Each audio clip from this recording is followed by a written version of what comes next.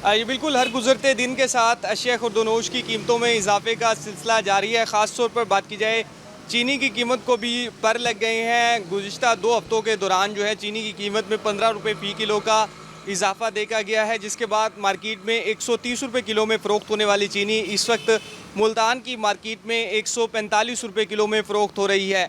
शहरी यहाँ पर ख़रीदारी के लिए आ रहे हैं, उनकी मुश्किलात भी बढ़ चुकी हैं, उनको हर बार नया रेट मिल रहा है। एक ख़रीदार हमारे साथ मौजूद है जो इस वक्त चीनी खरीदने के लिए दुकान पर आए हुए हैं, इनसे हम जानते हैं। आप बताएं, चीनी लेने के लिए आए हुए हैं, कैसा रेट मिल रहा है? हर बार आते नया रेट होता है, क्या कैसे मैनेज करते हैं? हम बड़े परेशान हैं। यकीन करो कि जब आते हैं नया रेट, जब आते हैं नया 10-15 दिन से तो हम बस परेशान ही हो गए हैं। पहले 125, 120, फिर 130, पिछले हफ्ते 140, आज 145। छोटी दुकानों पे जाओ तो 150 रुपये दे रहे हैं। इसके बगैर हमारा गुजारा नहीं है। ये एक मशरूबात के लिए भी इस्तेमाल होती है और मेरे मशरूबात का भी काम है और आइसक्रीम का भी काम है। यकीन करो हम बड़े परेशान हैं। किसी तरह हम हुकूमत से हमारा यही मुतालबा है कि इसकी कीमतों को कंट्रोल करे, ख़ासतौर पर चीनी की कीमत कंट्रोल की जाए।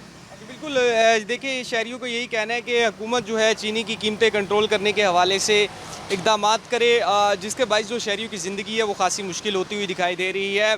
हर बार उनका कहना है कि हम दुकान पर ख़रीदारी के लिए आते हैं तो नया रेट हमें देखने को मिलता है। शहरियों का मुतालबा यही है कि चीनी की कीमतें कंट्रोल करने के हवाले से हुकूमत इक़दामात करे ताकि जो गरीब शहरी है, मुतवस्सित तबका है, उसको रिलीफ मिल सके।